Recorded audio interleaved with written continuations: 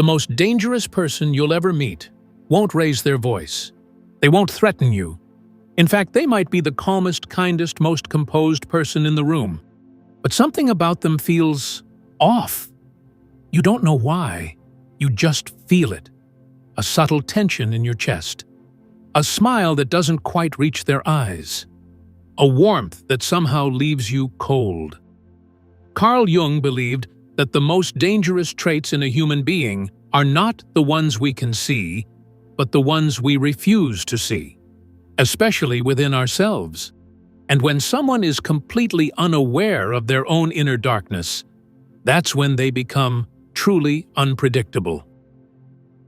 In this video, we delve into Jung's profound psychological insights and slowly reveal the subtle warning sign you must never overlook. By the time we're done, you may find yourself re-evaluating certain people in your life and seeing them in an entirely different light. To grasp the essence of Jung's caution, we must begin with how he viewed the human mind. Jung believed that every individual wears a mask, a social persona crafted for functioning in the external world. Yet beneath this outward identity lies the unconscious, a vast inner landscape made up of instincts, repressed emotions, and timeless archetypes. One of the most vital components within this hidden realm is what Jung called the shadow. The shadow contains all the traits we reject or disown in ourselves. The process of integrating this shadow is what modern psychology often refers to as shadow work. Jung argued that this shadow isn't solely shaped by societal norms.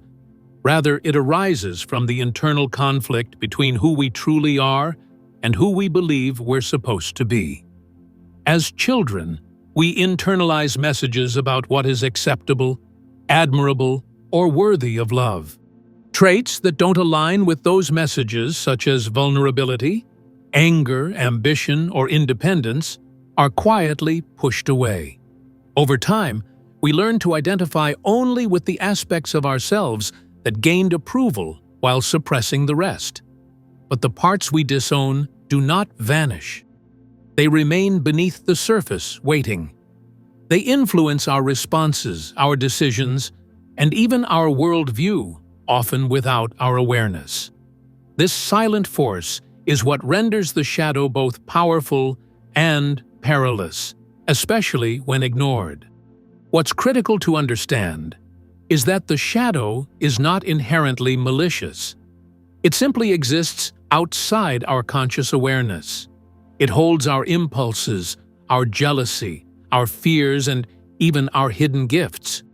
But when we refuse to face these parts, they become distorted.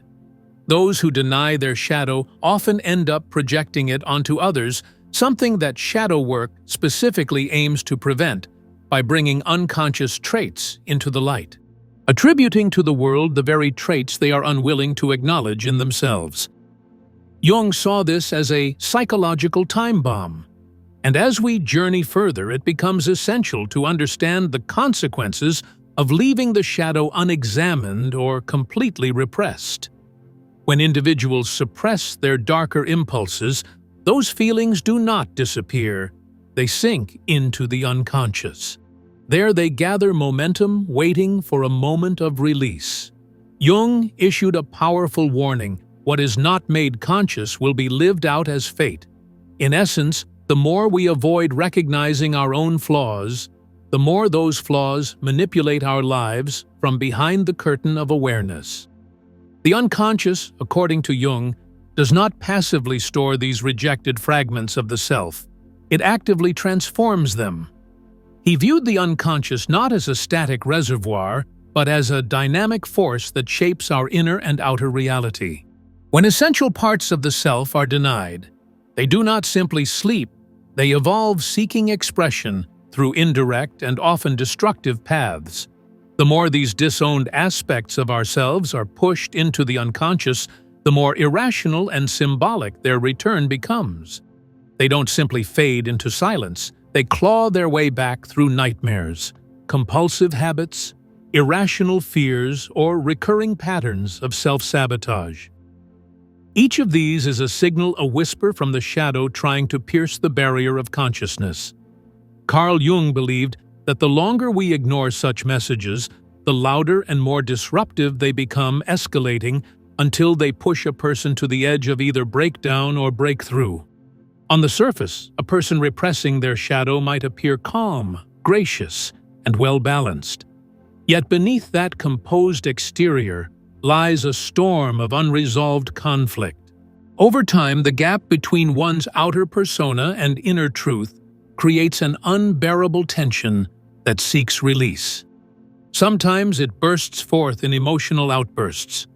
Other times it seeps out through sarcasm, subtle manipulation, controlling behavior, or veiled cruelty, masquerading as concern. Often these individuals don't understand why their relationships keep collapsing or why they feel chronically empty or dissatisfied. But at the root of it all is the same core problem, a shadow left unacknowledged.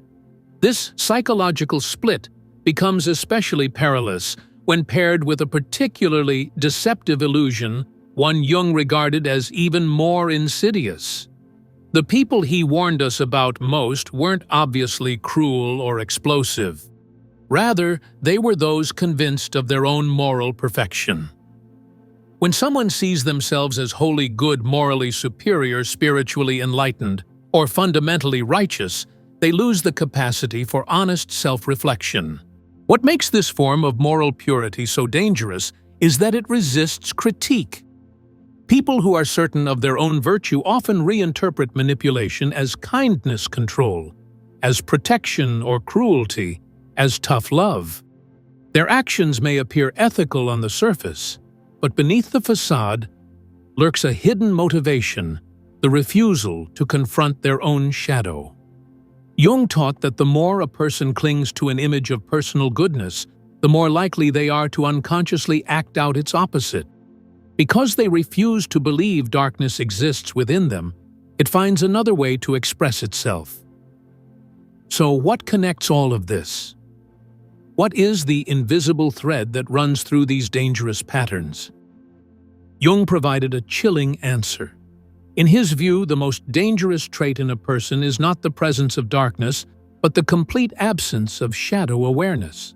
When someone is unwilling to admit their capacity for harm, when they deny that they're capable of anger, cruelty, or deception, they become truly unpredictable. It isn't darkness that makes a person dangerous. It's the denial of that darkness. People who acknowledge their flaws are usually more trustworthy. They are conscious of their ability to cause harm, and they actively work to restrain it. But those who believe they have no shadow are blind to their own behavior. They justify everything, rationalize anything, and leave behind a trail of confusion and hurt, never understanding the role they played. For Jung, this wasn't merely a psychological oversight, it was a kind of spiritual blindness, one that shadow work seeks to heal through deep inner reflection and self-honesty.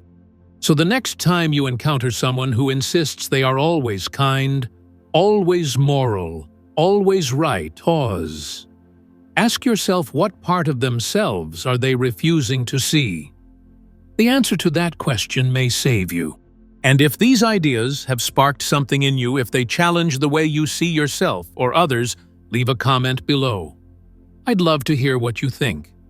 And if you want to continue exploring the depths of human psychology, don't forget to subscribe. Because the more we look deeply into others, the more we're invited to look inside ourselves. The more we suppress these disowned aspects of ourselves, the more their return takes on symbolic and irrational forms.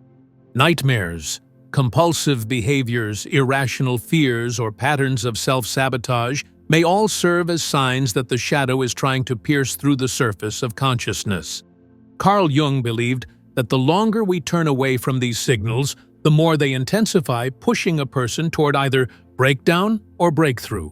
An individual who represses their shadow may seem peaceful, even composed, but beneath that calm exterior, an entirely different inner world exists. Over time, the growing chasm between one's outward image and internal reality builds a pressure that demands release. Sometimes it explodes in emotional outbursts.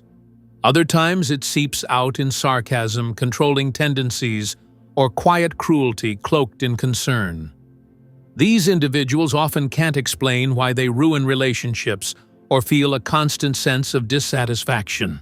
But beneath every case lies the same root cause, a shadow left unacknowledged. This becomes especially dangerous when it's entangled with a particular illusion, one Jung viewed as even more treacherous than open hostility.